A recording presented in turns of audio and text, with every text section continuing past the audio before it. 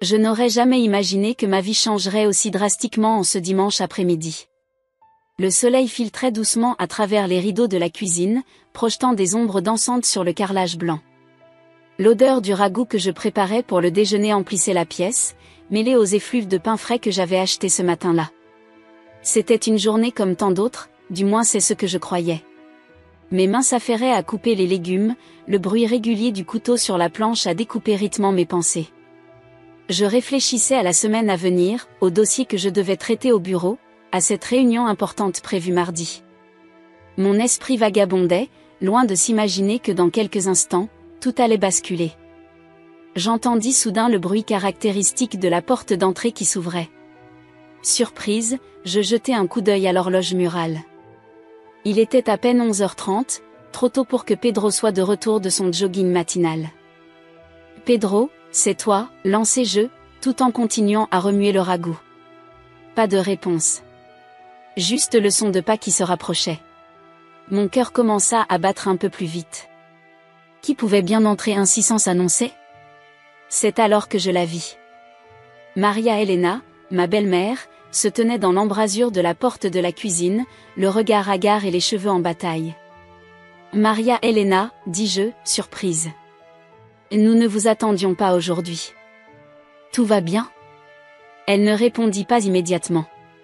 Ses yeux, d'habitude si doux et bienveillants, semblaient maintenant perdus, presque effrayés. Je posai la cuillère en bois que je tenais et m'approchai d'elle doucement. « Vous voulez vous asseoir ? Je peux vous préparer un thé si vous voulez. » Maria Elena secoua la tête, comme pour chasser une pensée importune. « Où est Pedro ?» demanda-t-elle d'une voix rauque. « Il est sorti faire son jogging. Il ne devrait pas tarder à rentrer. Vous voulez l'attendre ? » Elle acquiesça faiblement et s'assit à la table de la cuisine. Je retournai à mes fourneaux, tout en gardant un œil sur elle. Son comportement était étrange depuis quelques semaines, depuis que Pedro avait commencé à gérer ses finances. Nous avions découvert qu'elle était victime d'une arnaque financière, et Pedro avait pris les choses en main pour protéger sa mère. Mais je ne l'avais jamais vue dans cet état. Le silence s'étirait, pesant, seulement interrompu par le bruit de la cuillère contre le fond de la casserole. Je cherchais désespérément un sujet de conversation pour détendre l'atmosphère. « Le ragoût sera bientôt prêt », dis-je en souriant. « Vous voulez rester déjeuner avec nous ?» Maria Elena leva les yeux vers moi. Son regard avait changé. Il y avait maintenant une lueur que je ne reconnaissais pas, un mélange de colère et de peur. « Pourquoi faites-vous ça ?» demanda-t-elle d'une voix tremblante. Je fronçai les sourcils, perplexe. « Faire quoi, Maria Elena ? » « Ne faites pas l'innocente » s'écria-t-elle soudain, se levant brusquement. Sa chaise racla bruyamment le sol. « Je sais ce que vous manigancez, vous et mon fils. » Je reculai instinctivement, choqué par son éclat de voix. « Maria Elena, je ne comprends pas. De quoi parlez-vous ? De mon argent. De ma vie. Vous essayez de tout me prendre, n'est-ce pas ? » Mon cœur battait à tout rompre. Je ne reconnaissais plus la femme douce et aimante que j'avais appris à connaître et à apprécier au fil des années. Devant moi se tenait une étrangère, le visage déformé par la colère et la suspicion. « Maria Elena, calmez-vous » dis-je d'une voix que je voulais apaisante. « Personne ne veut vous prendre quoi que ce soit. Nous essayons juste de vous aider. »« M'aider » cracha-t-elle. « En me volant ? En manipulant mon fils contre moi ?» Je secouai la tête, désemparée. « Non, ce n'est pas ça du tout. Nous avons découvert que quelqu'un profitait de vous, qu'on vous arnaquait. Pedro gère vos finances pour vous protéger, pas pour vous voler. » Mais mes mots semblaient se heurter à un mur invisible. Maria Elena ne m'écoutait pas, perdue dans sa propre réalité déformée. « Menteuse » hurla-t-elle. « Vous êtes tous pareils. Vous voulez me faire passer pour folle pour me dépouiller ?» Je jetai un coup d'œil anxieux vers la porte, espérant voir Pedro apparaître. Où était-il ? Pourquoi fallait-il qu'il soit absent justement maintenant ? « Maria Elena, je vous en prie, asseyez-vous. Parlons calmement. Je peux tout vous expliquer. » Mais elle ne m'écoutait plus. Ses yeux balayaient frénétiquement la pièce, comme si elle cherchait une issue de secours. C'est alors que son regard se posa sur le bloc de couteau sur le plan de travail. Mon sang se glaça dans mes veines. Non, Maria Elena, ne faites pas ça, dis-je doucement, tendant la main vers elle. Trop tard. D'un geste vif, elle s'empara d'un des couteaux. La lame scintilla sous la lumière du soleil qui inondait la cuisine. Je reculai instinctivement, mon dos heurtant le comptoir. Maria Elena, s'il vous plaît, posez ce couteau. Vous allez vous blesser. Me blesser, ricana-t-elle. C'est vous qui me blessez. Vous êtes mon fils ingrat. Elle s'avança vers moi, le couteau pointé dans ma direction. Je levai les mains en signe d'apaisement, cherchant désespérément une issue. Je vous en prie, parlons. Il doit y avoir un malentendu. Nous pouvons arranger ça. Mais mes mots semblaient se perdre dans le vide. Maria Elena continuait d'avancer, ses yeux brillant d'une détermination effrayante. Je sentis la panique monter en moi, ma respiration devenant de plus en plus rapide. Sortez de ma maison, cria-t-elle. Sortez de nos vies. Maria Elena, c'est notre maison. Celle de Pedro et moi. Vous êtes confuse, laissez-moi vous aider. C'était la mauvaise chose à dire. Avec un cri de rage, elle bondit en avant. Je sentis la lame froide contre ma gorge avant même de réaliser ce qui se passait. Mon cœur battait si fort que je pouvais l'entendre résonner dans mes oreilles. Maria Elena, murmurai-je, osant à peine respirer de peur que le moindre mouvement ne fasse glisser la lame sur ma peau. S'il vous plaît, réfléchissez à ce que vous faites. Ses mains tremblaient, faisant danser la lame contre ma gorge. Je pouvais sentir son souffle court et irrégulier sur mon visage. Ses yeux, d'habitude si doux, étaient maintenant emplis d'une peur et d'une colère que je ne lui connaissais pas. Vous avez détruit ma famille, siffla-t-elle entre ses dents. Vous avez monté mon fils contre moi. Je secouai légèrement la tête, consciente du danger mais incapable de rester silencieuse face à ces accusations. Non, Maria Elena. Nous essayons de vous protéger. Quelqu'un vous a menti, vous a manipulé. Ce n'est pas nous l'ennemi. Pendant un bref instant, je crus voir un éclair de doute traverser son regard. Mais il disparut aussi vite qu'il était apparu, remplacé par une détermination renouvelée. Mensonge, cria-t-elle. Tout n'est que mensonge. Vous allez partir maintenant, ou je jure que je vais. Sa voix se brisa. Je vis des larmes commencer à perler au coin de ses yeux. Malgré la terreur qui m'habitait, je ne pouvais m'empêcher de ressentir de la pitié pour cette femme.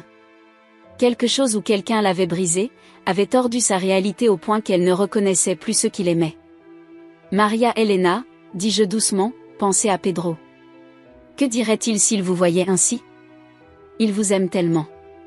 Nous voulons vous aider, pas vous faire du mal. Là elle cligna des yeux, comme si elle sortait d'un rêve. Pedro, murmura-t-elle. J'acquiesçai doucement, sentant la pression de la lame diminuer légèrement. Oui, Pedro. Votre fils. Il sera bientôt de retour. Pourquoi ne pas l'attendre ensemble? Nous pourrons tous parler calmement.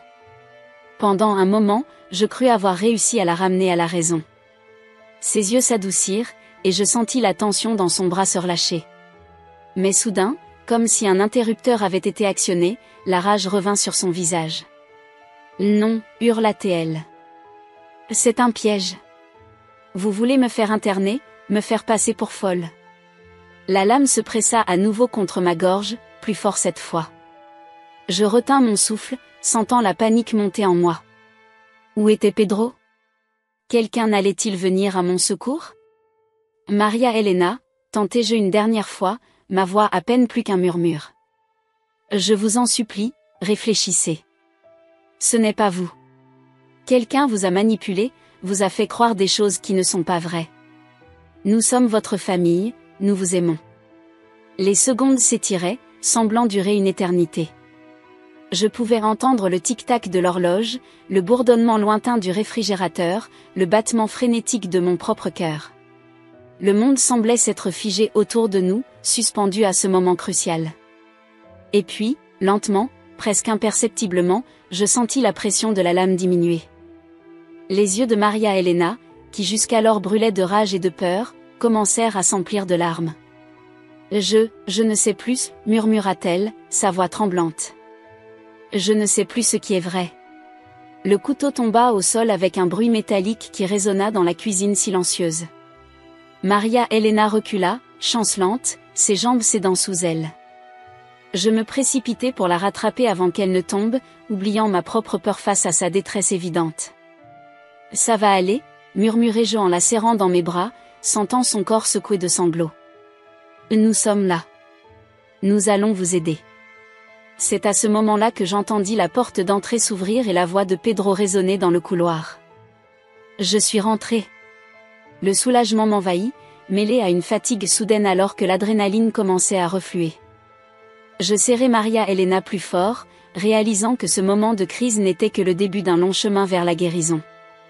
Alors que Pedro entrait dans la cuisine, ses yeux s'écarquillant devant la scène qui s'offrait à lui, je compris que notre vie ne serait plus jamais la même. Cet après-midi de dimanche, qui avait commencé si banalement, avait marqué un tournant irréversible dans notre existence. Le ragoût sur la cuisinière continuait de mijoter doucement, témoin silencieux du drame qui venait de se jouer. L'odeur familière et réconfortante contrastait étrangement avec la tension qui imprégnait encore l'air. Tandis que Pedro se précipitait vers nous, posant 1000 questions d'une voix inquiète, je réalisais que notre repas de dimanche était le cadet de nos soucis. Ce jour-là, dans cette cuisine baignée de soleil, notre monde avait basculé. Et tandis que je tenais ma belle-mère tremblante dans mes bras, je savais que rien ne serait plus jamais comme avant.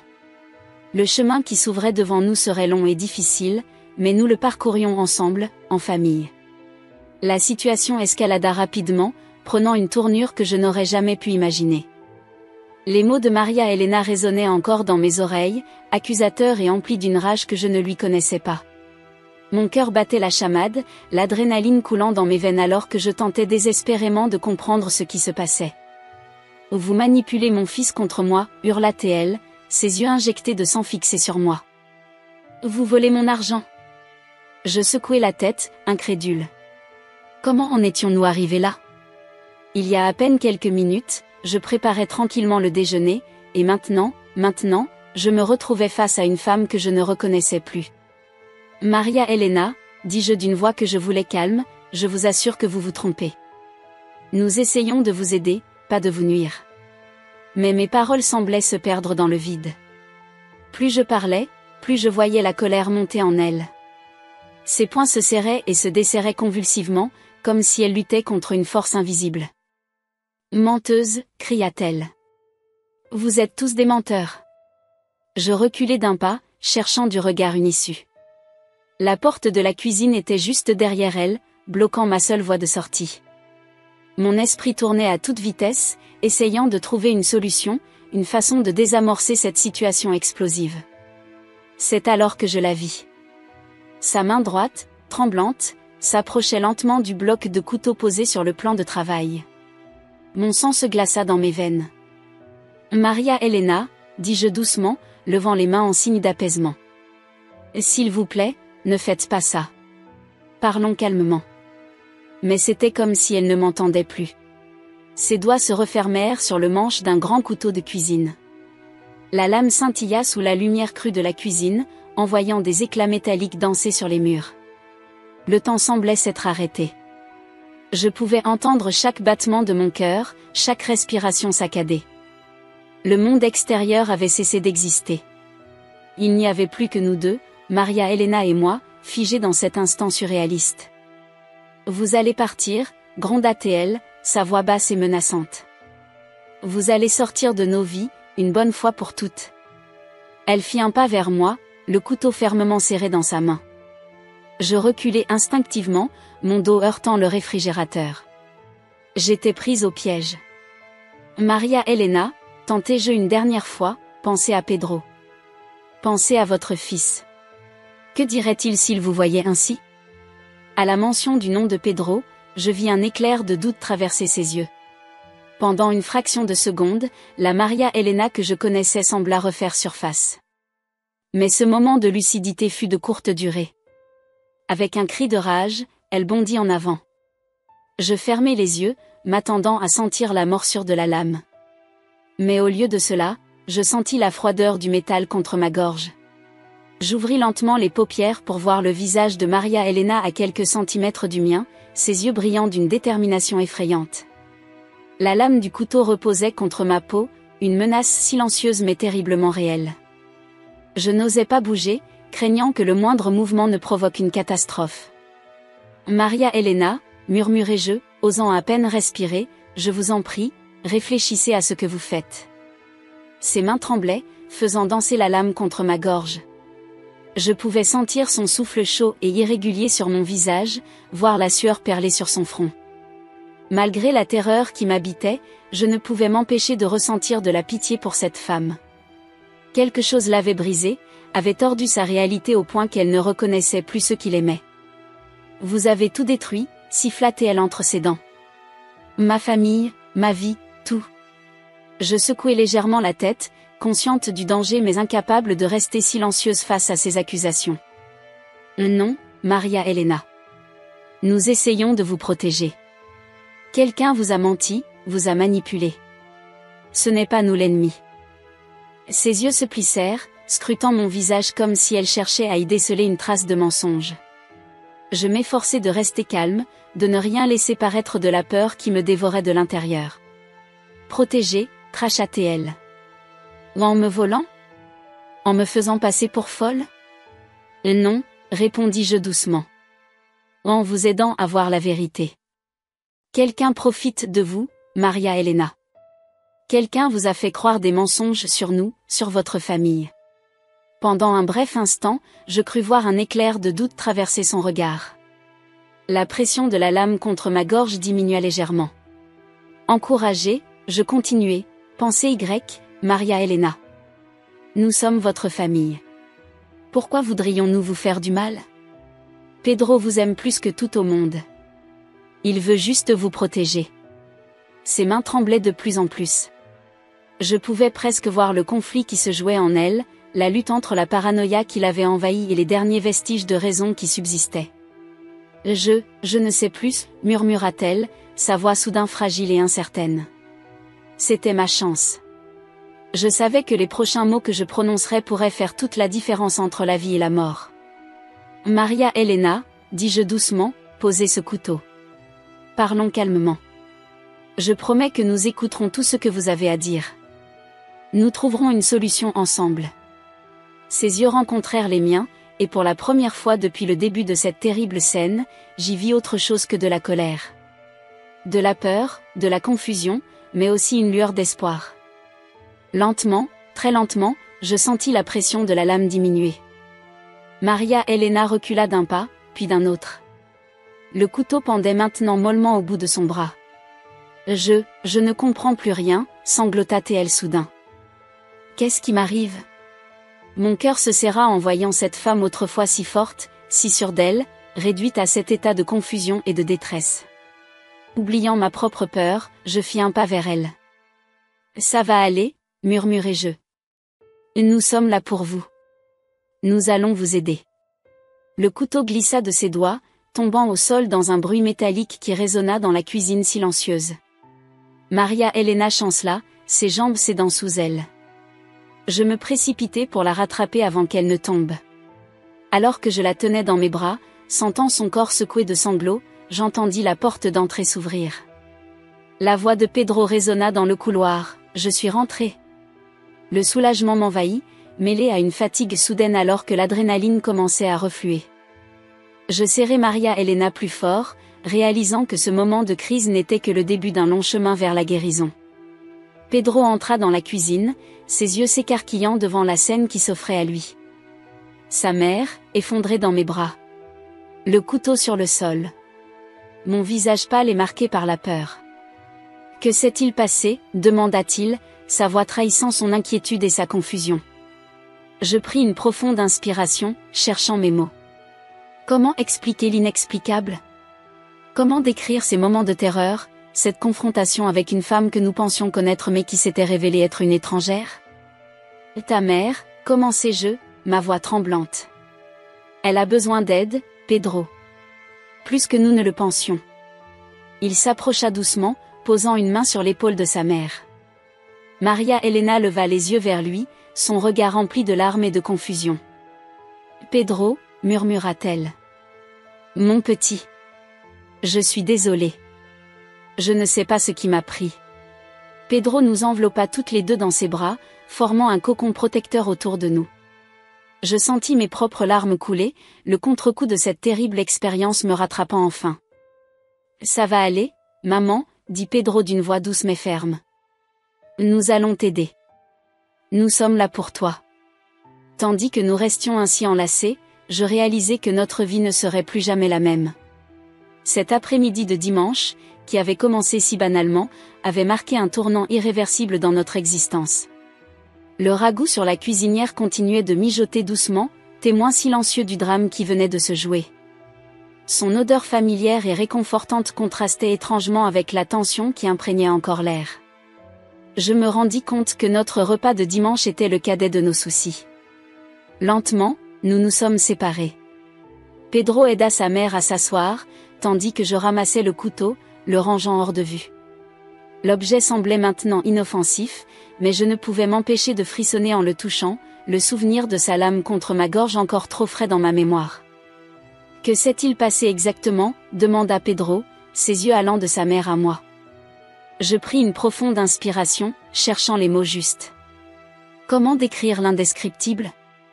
Comment expliquer la transformation soudaine de sa mère en cette étrangère menaçante ? Ta mère est arrivée à l'improviste, commençai-je doucement. Là elle était, perturbée. Elle a commencé à m'accuser de choses terribles, de la voler, de te manipuler contre elle. Maria Elena sanglota doucement, ses épaules secouées de tremblements. Je suis désolée, murmura-t-elle. Je ne sais pas ce qui m'a pris. Tout semblait si réel, si clair dans ma tête. Pedro s'agenouilla devant sa mère, prenant ses mains dans les siennes. Maman, depuis combien de temps te sens-tu ainsi ?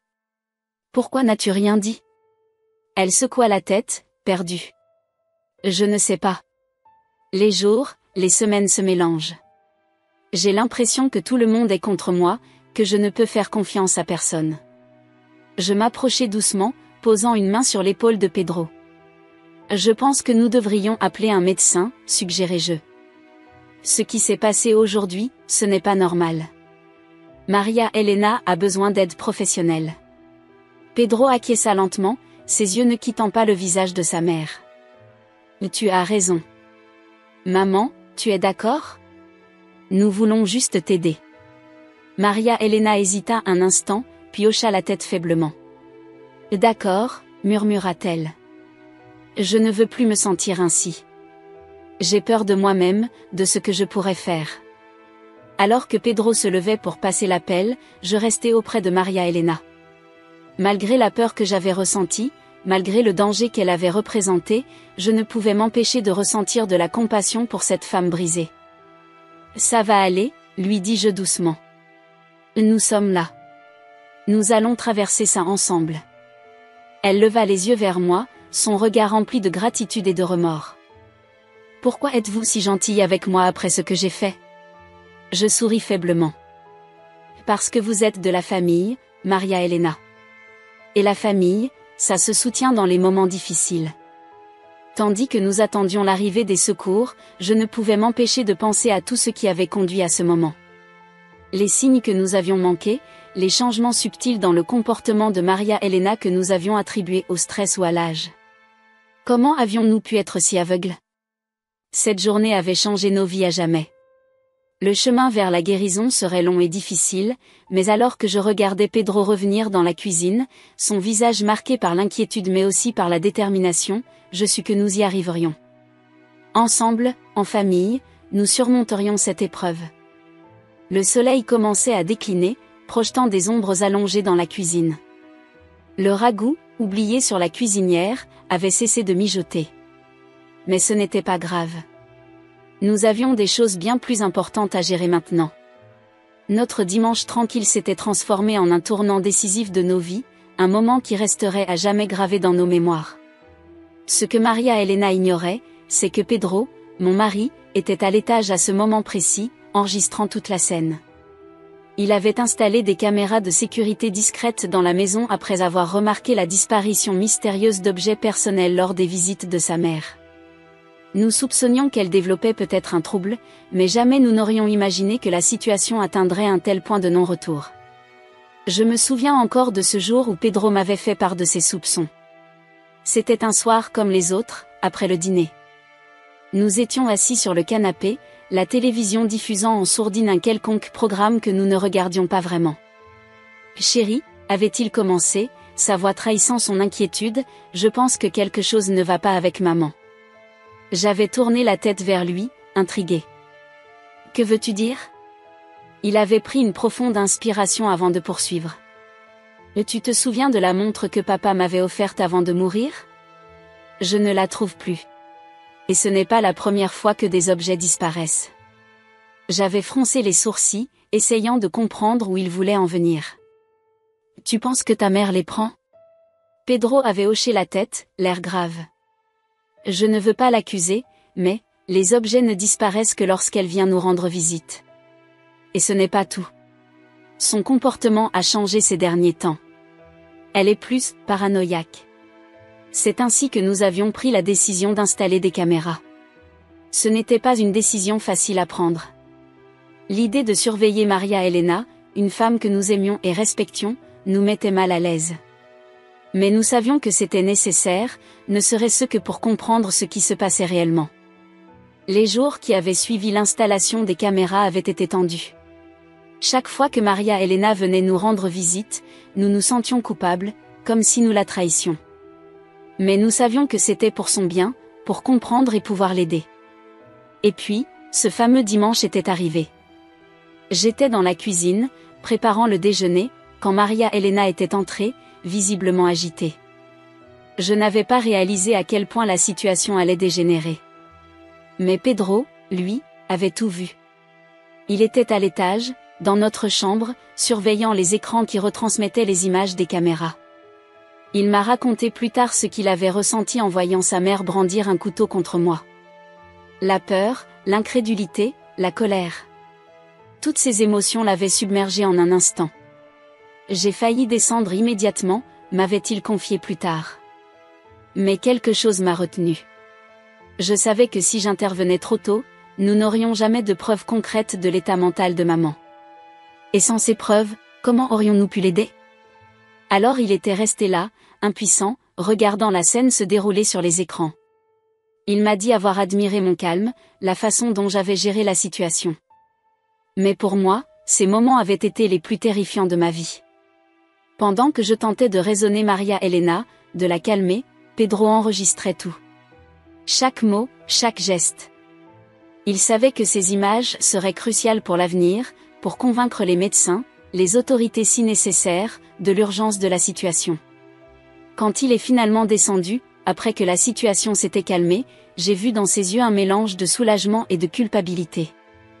Il m'a prise dans ses bras, me serrant fort contre lui. « Je suis désolé », a-t-il murmuré. « J'aurais dû intervenir plus tôt. » Mais je savais qu'il avait pris la bonne décision. Aussi difficile que cela ait été, nous avions maintenant des preuves irréfutables de l'état mental de Maria Elena. Des preuves qui nous permettraient de l'aider, vraiment. Les jours qui ont suivi ont été un tourbillon d'émotions et d'actions. Nous avons d'abord contacté un psychiatre, lui montrant les images enregistrées. Son diagnostic a été sans appel, Maria Elena souffrait d'un trouble délirant, probablement exacerbé par une démence naissante. Ce que vous avez fait en installant ces caméras était risqué, nous avait dit le médecin, mais cela nous permet d'avoir une vision claire de la situation. Sans ces images, il aurait été beaucoup plus difficile de convaincre Maria Elena qu'elle a besoin d'aide. Et il avait raison. Quand nous avons montré les images à Maria Elena, dans un environnement contrôlé et avec le soutien de professionnels, sa réaction a été déchirante. Elle a d'abord nié, refusant de croire que la femme sur l'écran était elle. Puis, lentement, la réalité l'a frappée. « C'est moi », a-t-elle demandé, les larmes aux yeux. « J'ai vraiment fait ça ?» Voir sa détresse était douloureux, mais c'était aussi le début de son acceptation, le premier pas vers la guérison. Le processus de traitement a été long et difficile. Il y a eu des hauts et des bas, des moments où Maria Elena semblait aller mieux, suivis de rechutes où ses délires reprenaient le dessus. Mais à chaque fois, nous avions ces images comme rappel, comme preuve de la nécessité du traitement. Pedro a dû prendre un congé prolongé pour s'occuper de sa mère. Nous avons passé des heures dans les cabinets de médecins, les hôpitaux, essayant de comprendre ce qui avait déclenché ce trouble, comment le traiter au mieux. Il y a eu des moments de doute, des moments où nous nous demandions si nous avions pris la bonne décision en installant ces caméras. N'était-ce pas une violation de la vie privée de Maria Elena? N'avions-nous pas trahi sa confiance? Mais chaque fois que ces doutes nous assaillaient, nous nous rappelions de ce dimanche terrible, de la peur que j'avais ressentie avec ce couteau contre ma gorge, de la détresse dans les yeux de Maria Elena. Et nous savions que nous avions fait le bon choix. Les mois ont passé, et petit à petit, nous avons vu des progrès. Avec un traitement adapté et un suivi régulier, Maria Elena a commencé à retrouver une certaine stabilité. Ses délires se sont espacés, puis ont presque disparu. Elle a recommencé à être la femme douce et aimante que nous connaissions. Un jour, alors que nous étions assis dans le jardin, profitant d'un rare moment de paix, Maria Elena nous a pris les mains. « Je voulais vous remercier », a-t-elle dit, sa voix tremblante d'émotion. « Pour ne pas m'avoir abandonnée. Pour avoir eu le courage de faire ce qu'il fallait, même si c'était difficile. » Ces mots ont été comme un baume sur nos âmes fatiguées. Ils ont confirmé que, malgré les doutes et les difficultés, nous avions pris la bonne décision ce jour-là. Aujourd'hui, quand je repense à cette période, je réalise à quel point ces caméras ont changé nos vies.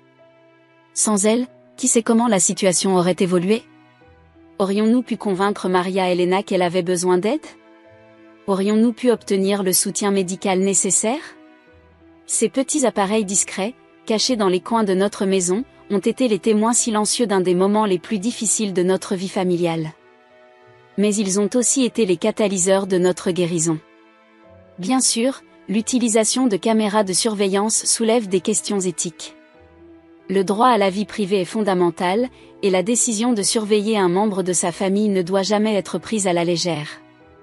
Mais dans notre cas, cette décision a probablement sauvé la vie de Maria Elena, et peut-être même la mienne. Ce que cette expérience nous a appris, c'est l'importance de l'observation et de l'action précoce.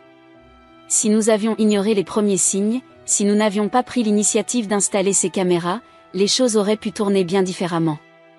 Aujourd'hui, Maria Elena va mieux. Elle suit toujours un traitement, mais elle a retrouvé une grande partie de son autonomie. Elle rit de nouveau, profite de la vie. Et chaque fois que je la vois ainsi, je ne peux m'empêcher de penser à ces images sur les écrans, à ce dimanche terrible qui a tout changé. Ces caméras, ces témoins silencieux de notre drame familial, nous ont permis de voir la vérité en face. Elles nous ont donné les moyens d'agir, de comprendre, et finalement, de guérir. Elles nous ont rappelé que parfois, pour aider ceux que nous aimons, nous devons prendre des décisions difficiles, des décisions qui peuvent sembler discutables sur le moment, mais qui s'avèrent être les bonnes sur le long terme. Notre histoire n'est pas unique. De nombreuses familles font face à des situations similaires, luttant pour comprendre et aider un être cher qui souffre de troubles mentaux. Si notre expérience peut servir de leçon, c'est peut-être celle-ci: n'ayez pas peur d'agir, d'utiliser tous les outils à votre disposition pour comprendre et aider. Parfois, le chemin vers la guérison passe par des moments difficiles, mais le jeu en vaut la chandelle. J'ai maintenu mon calme et tenté de dialoguer, malgré la lame froide pressée contre ma gorge. Mes années d'expérience en tant qu'assistante sociale m'ont été plus précieuses que jamais à ce moment-là. J'ai puisé dans toutes les techniques que j'avais apprises pour gérer les situations de crise, parlant d'une voix douce et maintenant un contact visuel constant avec Maria Elena. « Maria Elena », ai-je dit doucement, essayant de contrôler le tremblement dans ma voix, « je sais que vous avez peur. Je sais que vous vous sentez menacée. Mais je vous assure que nous ne sommes pas vos ennemis. Nous sommes votre famille, et nous voulons vous aider. » Ses yeux, d'habitude si chaleureux, étaient maintenant remplis de peur et de méfiance. Mais au-delà de ces émotions, j'ai vu quelque chose qui m'a fait comprendre que tout n'était pas perdu, un éclair de confusion, une lueur de doute. « Vous mentez ?» a-t-elle sifflé, mais sa voix manquait de conviction. « Vous essayez de me manipuler, comme vous l'avez fait avec Pedro. » J'ai pris une profonde inspiration, ignorant la pression de la lame contre ma peau. « Maria Elena, regardez-moi. Vraiment, regardez-moi. Est-ce que j'ai l'air de quelqu'un qui veut vous faire du mal? Pensez à tous les moments que nous avons partagés. Les Noëls en famille, les anniversaires, les dimanches après-midi à jouer aux cartes. Est-ce que tout cela était un mensonge? Ses mains ont commencé à trembler légèrement, et j'ai senti la pression de la lame diminuer un peu. C'était le moment crucial, je le savais. Les prochains mots que je prononcerais pourraient faire toute la différence. Maria Elena, ai-je continué, ma voix aussi calme et rassurante que possible, je sais que vous êtes confuse en ce moment. Je sais que vous avez l'impression que le monde entier est contre vous. Mais je vous promets que ce n'est pas le cas. Quelque chose vous fait croire des choses qui ne sont pas vraies. Mais nous sommes là pour vous aider à comprendre ce qui se passe réellement. Ses yeux se sont écarquillés, et j'ai vu une lueur de compréhension y briller. Comment pouvez-vous savoir ça, a-t-elle murmuré. C'est à ce moment-là que j'ai réalisé la vérité cruciale qu'elle ignorait. Depuis des mois, Pedro et moi rassemblions des preuves qu'elle était manipulée par une secte qui profitait des personnes âgées. Cette secte avait complètement déformé sa perception de la réalité. Maria Elena, ai-je dit doucement, nous savons que vous avez été en contact avec un groupe qui se fait appeler les gardiens de la vérité. N'est-ce pas? Elle a hoché la tête lentement, la surprise se lisant sur son visage. Ce groupe, ai-je poursuivi, ils vous ont dit des choses sur votre famille, n'est-ce pas? Ils vous ont fait croire que nous voulions vous faire du mal, vous voler votre argent? Ses mains ont commencé à trembler plus fort. Comment savez-vous tout ça? J'ai pris une autre inspiration profonde. C'était le moment de vérité. Parce que nous enquêtons sur eux depuis des mois, Maria Elena. Nous savons qu'ils ont fait la même chose à d'autres personnes. Ils manipulent les gens, les isolent de leur famille, leur font croire des mensonges pour pouvoir les exploiter. Les larmes ont commencé à couler sur ses joues. Mais ils m'ont dit que vous diriez ça. Ils m'ont dit que vous essaieriez de me monter contre eux. J'ai hoché la tête avec compréhension. Je sais. C'est ainsi qu'ils fonctionnent. Ils anticipent tout. Mais pensez Maria Elena. Qui vous a vraiment aimé toutes ces années? Qui a été là pour vous dans les bons et les mauvais moments? Nous, votre famille, ou ces étrangers qui sont soudainement apparus dans votre vie? Je pouvais voir le conflit dans ses yeux, la lutte entre ce qu'on lui avait fait croire et la réalité qu'elle commençait à entrevoir. Lentement, très lentement, elle a baissé le couteau. Je ne sais plus quoi penser, a-t-elle murmuré, les larmes coulant librement maintenant. J'ai tendu la main, doucement, et posé ma paume sur la sienne. C'est normal d'être confuse, Maria Elena. Ce que vous avez vécu est traumatisant. Mais nous sommes là pour vous. Nous allons vous aider à comprendre, à démêler le vrai du faux. C'est à ce moment-là que Pedro est entré dans la cuisine. Il s'est figé sur le seuil, prenant en compte la scène devant lui, sa mère, en larmes, un couteau à la main, et moi, essayant de la calmer. « Maman » a-t-il dit doucement. « Qu'est-ce qui se passe ?» Maria Elena s'est tournée vers lui, son visage exprimant un mélange de peur et de soulagement. « Pedro, mon fils. Je suis tellement désolée. Je ne sais plus ce qui est réel. » Pedro s'est approché lentement, les mains levées en signe d'apaisement. « C'est bon, maman. Nous sommes là. Nous allons t'aider. » Il a jeté un coup d'œil inquiet vers moi, et j'ai hoché la tête pour lui faire comprendre que la situation était sous contrôle. Doucement, il a pris le couteau des mains de sa mère et l'a posé sur le comptoir, hors de portée. « Maman » a-t-il dit en la prenant dans ses bras, nous savons pour les gardiens de la vérité. Nous savons ce qu'ils t'ont fait croire. Mais je te promets que ce ne sont que des mensonges. Nous sommes ta vraie famille, et nous t'aimons. Maria Elena a éclaté en sanglots, s'effondrant dans les bras de son fils. Je suis tellement désolée, a-t-elle répété entre deux sanglots. J'ai cru que vous vouliez me faire du mal. J'ai posé une main réconfortante sur son épaule. Ce n'est pas de votre faute, Maria Elena. Ces gens sont des manipulateurs professionnels. Ils savent exactement quoi dire et faire pour semer le doute et la peur. Nous sommes restés ainsi pendant un long moment, Maria Elena pleurant dans les bras de Pedro, moi à leur côté, offrant un soutien silencieux. Petit à petit, ses sanglots se sont calmés, et elle a fini par lever les yeux vers nous. Qu'est-ce qui va se passer maintenant ? A-t-elle demandé d'une voix tremblante. Pedro et moi avons échangé un regard. Nous savions que ce n'était que le début d'un long processus de guérison et de reconstruction. Maintenant, ai-je dit doucement, nous allons vous aider à comprendre ce qui s'est passé. Nous allons vous montrer les preuves que nous avons rassemblées sur ce groupe. Et surtout, nous allons vous aider à vous en sortir. Pedro a ajouté, et nous allons t'emmener voir un médecin, maman. Pas parce que nous pensons que tu es folle, mais parce que tu as vécu un traumatisme et que tu as besoin d'aide pour le surmonter. Maria Elena a hoché la tête lentement. Je crois que j'ai besoin d'aide, a-t-elle admis dans un murmure. C'était un premier pas crucial. L'admission qu'elle avait besoin d'aide était le début du chemin vers la guérison. Les jours et les semaines qui ont suivi ont été difficiles. Nous avons dû démêler le vrai du faux dans l'esprit de Maria Elena, défaire le travail de manipulation de la secte. Il y a eu des moments de rechute, des moments où elle doutait à nouveau de nous. Mais à chaque fois, nous étions là, patients et aimants, prêts à la ramener vers la réalité. Nous avons travaillé en étroite collaboration avec un psychiatre spécialisé dans la déprogrammation des victimes de sectes. Il nous a expliqué que le processus serait long et difficile, mais qu'avec du temps et de la patience, Maria Elena pourrait se remettre complètement. Le fait que vous ayez réussi à la faire douter de ce que la secte lui avait dit est crucial, nous a-t-il expliqué. Vous avez planté une graine de doute qui va nous permettre de travailler sur sa déprogrammation. Au fil des séances, Maria Elena a commencé à comprendre comment elle avait été manipulée. Elle a pleuré en réalisant à quel point elle avait été proche de détruire sa relation avec sa famille. Mais nous étions là à chaque étape, lui assurant que nous ne lui en voulions pas, que nous comprenions qu'elle avait été victime. Un jour, alors que nous étions assis dans le jardin, profitant d'un rare moment de paix, Maria Elena nous a pris les mains. « Je ne sais pas comment vous remercier », a-t-elle dit, les larmes aux yeux.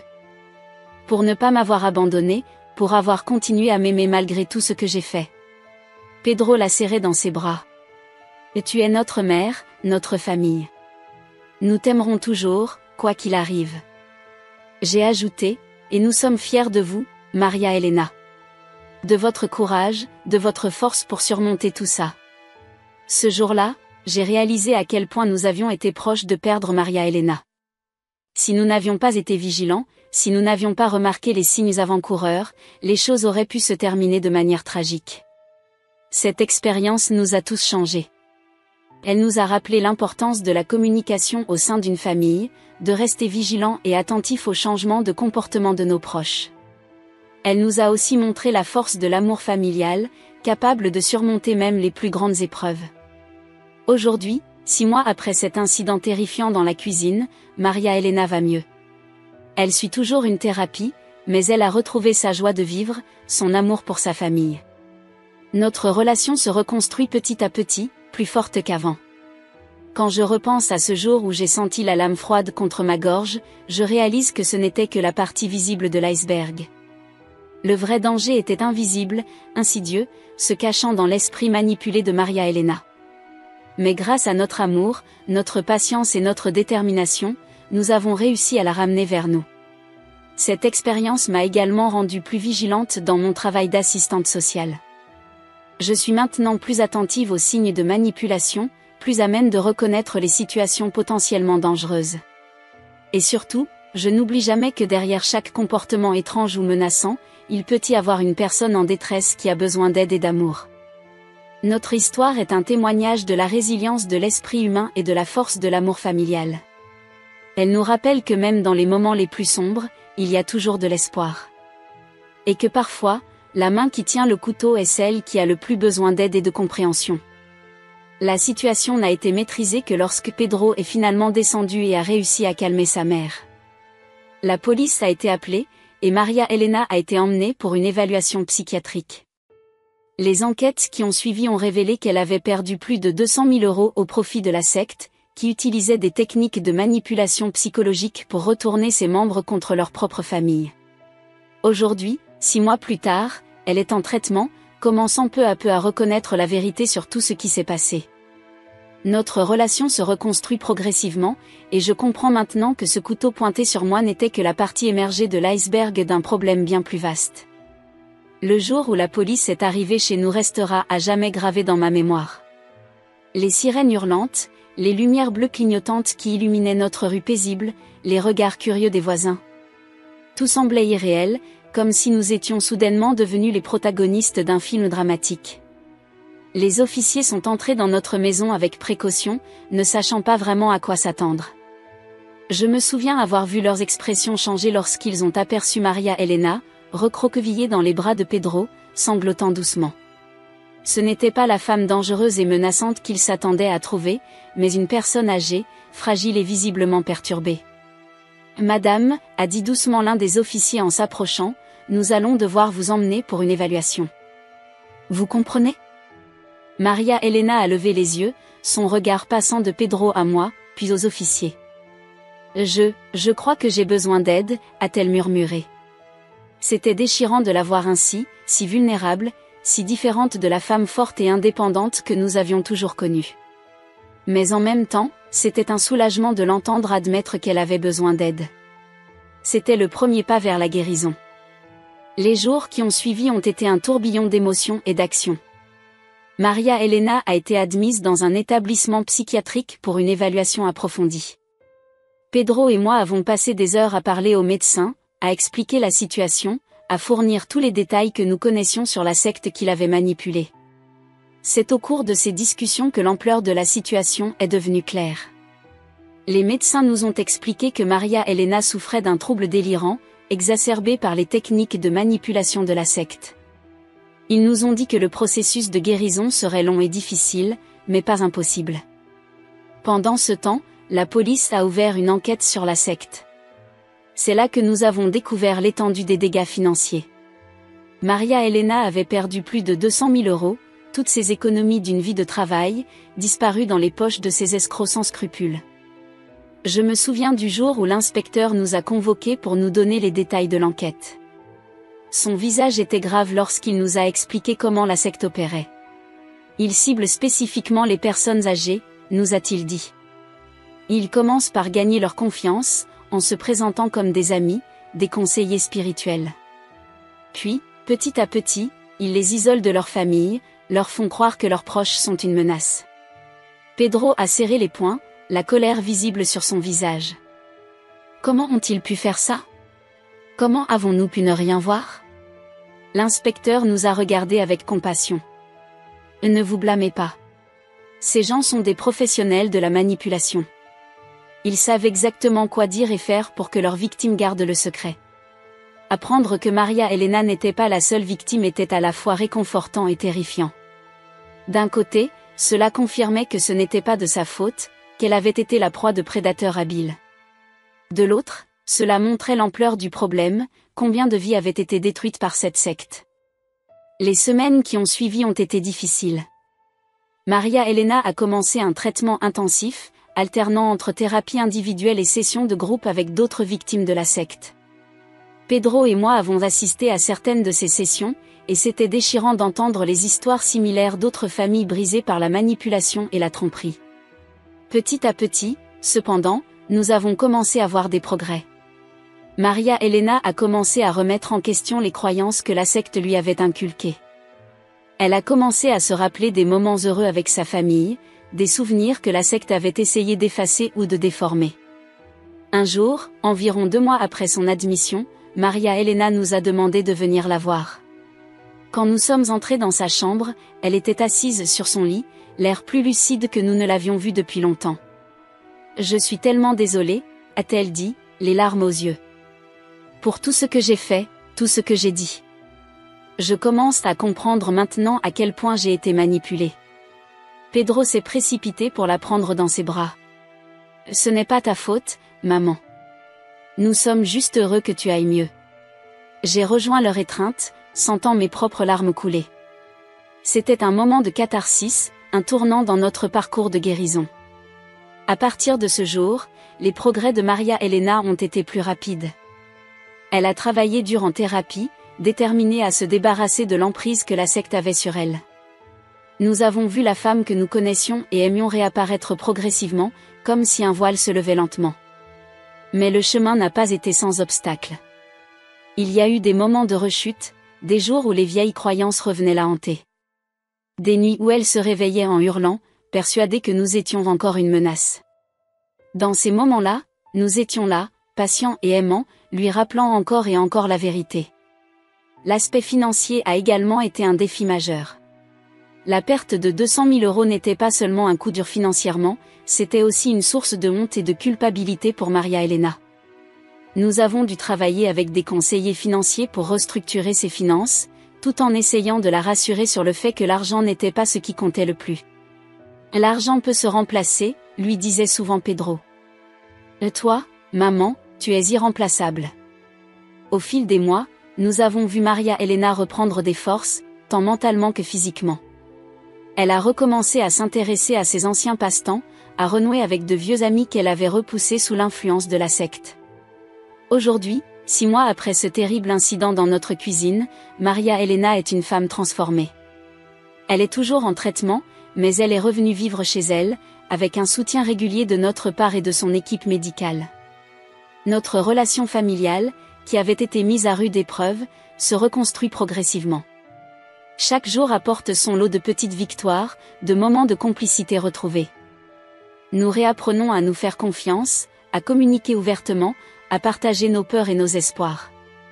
Maria Elena parle maintenant ouvertement de son expérience, déterminée à empêcher que d'autres ne tombent dans le même piège. Elle a même commencé à participer à des groupes de soutien pour d'autres victimes de sectes, utilisant sa propre histoire pour donner de l'espoir à ceux qui sont encore en train de lutter. Quant à moi, cette expérience m'a profondément changé. Chaque fois que je regarde Maria Elena, je ne peux m'empêcher de penser à ce jour où elle a pointé un couteau sur moi.